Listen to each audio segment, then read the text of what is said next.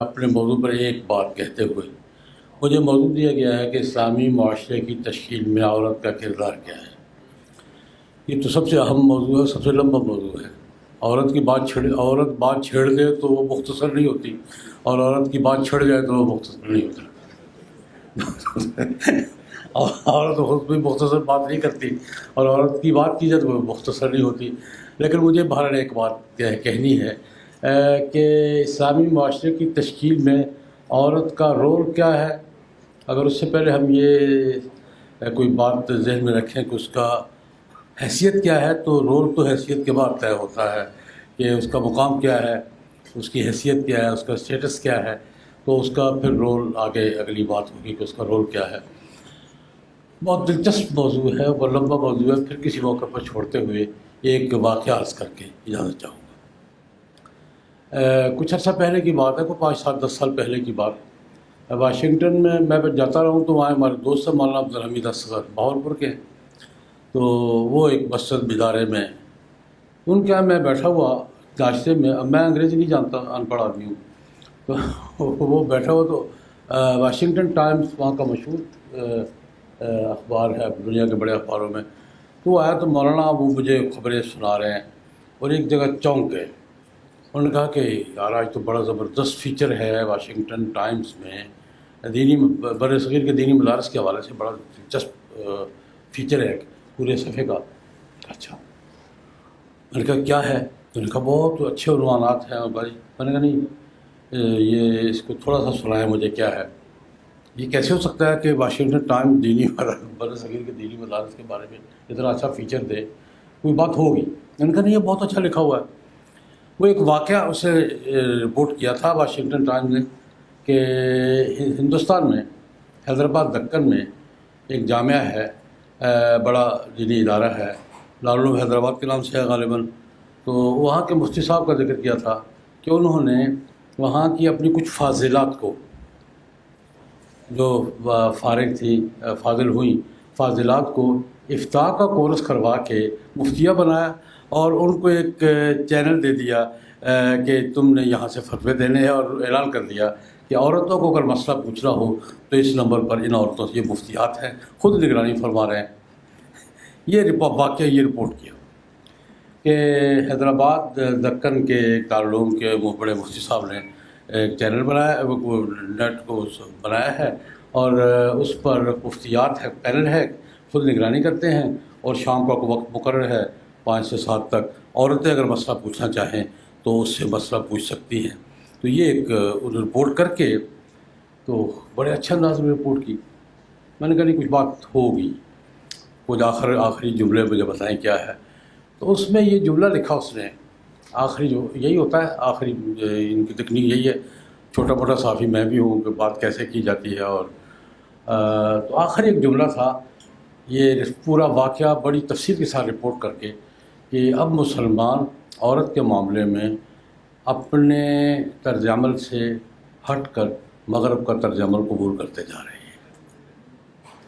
یہ ساری بات کا خلاصہ تھا کہ عورت کے حوالے سے مسلمان اپنے موقف سے ہٹ گئے ہیں اور اپنے روایت کو چھوڑ دیا ہے، اور اب مغرب کی روایت کو اور مغرب کے فکر کو یہ قبول کر رہے ہیں، اور انہوں نے یہ مفتیات کا کورس بنایا ہے، یہ کیا ہے، وہ کیا ہے۔ یہ اس پر نتیجہ یہ خلاصہ یہ تھا۔ میں نے کہا مفتی مولانا، یہ بات کہنے کے لیے ساری رپورٹ اس نے پورے سبق کی رپورٹ، یہ جملہ کہنے کے لیے کہ مسلمان عورت کے بارے میں اپنے موقف سے ہٹ گئے ہیں اور مغرب کی بات کو انہوں نے قبول کر لیا ہے۔ خیر، واشنگٹن ٹائمز تک ہماری رسائی کہاں، جو چھوٹے موٹے اردو اخبارات میں لکھتے، اس پر میں نے ایک تبصرہ لکھا۔ میں نے کہا اس نے غلط کہا ہے، مسلمان اپنے عورت کے بارے میں یہ رویہ اختیار کر کے اپنے موقف سے ہٹے نہیں، اپنے موقف کی طرف واپس گئے۔ ہم اپنے موقف سے منحرف نہیں ہوئے، ہم اپنے موقف کی طرف واپس گئے ہیں۔ اس پر میں نے ایک واقعہ لکھا۔ میں نے کہا قرن اول میں صحابہ کرام رضوان اللہ علیہم اجمعین کے دور میں حافظ ابن القیم نے یہ لکھا ہے کہ فتویٰ دینے والی عورتیں کتنی تھیں۔ سب سے بڑی مفتی عظمیٰ تو حضرت عائشہ تھیں رضی اللہ تعالیٰ عنہ۔ حضرت عائشہ رضی اللہ تعالیٰ عنہ، ان کے بارے میں ابو موسیٰ اشعری تو اور وسیع دائرے میں بات کرتے ہیں، لیکن وہ مفتی عظمیٰ تھیں اور فتویٰ دیتی تھی، فتوے کا جواب دیتی تھی، فتویٰ رد کرتی تھی، جواب میں فتویٰ دیتی تھی، ان کا فتویٰ چلتا تھا، اور 7 بڑے مفتیان میں ان کا شمار ہوتا ہے۔ امت کے 7 بڑے مفتیان میں حضرت عائشہ کا شمار ہوتا ہے۔ اور سید سلمان ندوی رحمۃ اللہ علیہ نے سیرت عائشہ کے آخر میں حضرت عائشہ کے ان فتوے کو، سیوطی کا رسالہ نقل کیا ہے، الاصابہ فی ما استدرکت عائشہ علی صحابہ، حضرت عائشہ نے اپنے معاصر مفتیوں کے جن فتووں سے اختلاف کیا اور جو جواب میں فتویٰ دیا، میرا فتویٰ یہ ہے اور چلے۔ تو میں نے حافظ ابن القیم نے لکھا ہے کہ صحابہ کے دور میں فتویٰ دینے والی خواتین کی تعداد 23 ہے، ان میں سب سے بڑی مفتی عظمیٰ حضرت عائشہ رضی اللہ تعالیٰ عنہ ہیں۔ یہ تو فتوے کے حوالے سے، لیکن ابو موسیٰ اشعری تو اور وسیع دائرے میں بات کرتے ہیں۔ ابو موسیٰ اشعری رضی اللہ تعالیٰ عنہ حضرت عائشہ کے معاصرین میں سے ہیں، معاصر مفتی ہیں اور مفتی تھے، فقیہ تھے۔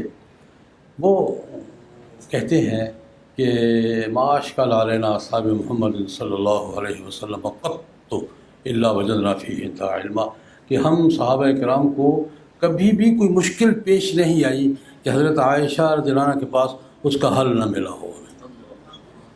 ان سوسائٹی کی رہنما تھی وہ، حسر کے ساتھ، ما اشکل علینا اصحاب محمد قط الا وجدنا فیہ علما۔ اور یہ حضرت میں مقام کی بات کر رہا ہوں کہ عورت کا سوسائٹی میں رہنمائی کا مقام کیا ہے۔ وہ رہنما ہے، وہ معلمہ ہے۔ اور ایک جملہ میری نظر ہے، ایک جملہ ان کے بھانجے کا اور شاگرد کا ذکر کر کے میں بات ختم کروں گا۔ یہ تو معاصر کہہ رہا ہے ابو موسیٰ اشعری رضی اللہ تعالیٰ عنہ، اور بیٹا بھی، بھانجا ہی ہے، بیٹا ہے، جانشین بھی ہے علمی جانشینوں میں، اور وہ ابن زبیر رضی اللہ تعالیٰ عنہ فرماتے ہیں کہ میں نے اپنے دور میں قرآن پاک کی تفسیر، حدیث،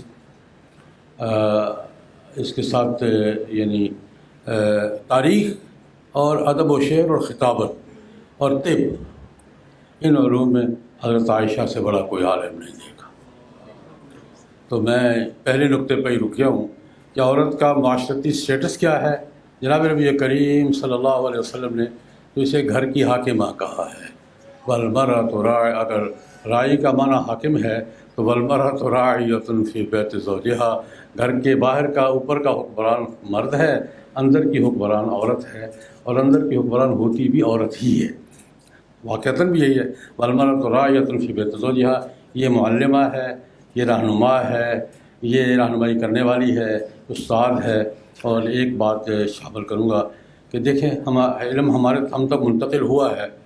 قرآن پاک کی تفسیر میں نہیں سمجھتا کہ صحابہ کرام میں جو مفسرین اور مفسرات میں امت نے کبھی فرق کیا ہو کہ حضرت ابو بکر کی تفسیر کا درجہ زیادہ ہے اور عائشہ نے جو تفسیر کی اس کا درجہ کم ہے، اور محدثات میں حدیث کی روایت میں کبھی اس بات پہ بحث ہوئی ہو کہ یہ روایت چونکہ عورت سے ہے اس کا درجہ گریڈ کم ہے، اور یہ مرد کی روایت ہے اس کا گریڈ کم ہے۔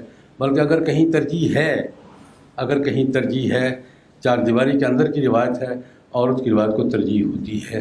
یہ میں مختلف پہلوؤں پر میں نے بات کی ہے کہ حضرت عائشہ جنہ اور آئیڈیل ہیں صحابیات، یہ ہمارا بنیادی عورت کا کردار ہے، اس کا مقام یہ ہے۔ عورت کا کردار یہ معلمہ بھی ہے، ماں تو ہے ہی، معلمہ بھی ہے، رہنما بھی ہے، اور سوسائٹی کی قیادت بھی کرتی ہے، اپنے تمام تر احکام اور واجبات کے ساتھ امت کی رہنمائی کرنا جس طرح مرد کا کام ہے عورت کا کام بھی ہے۔ وآخر دعوانا ان الحمد للہ رب العالمین۔ ہمارے سمجھ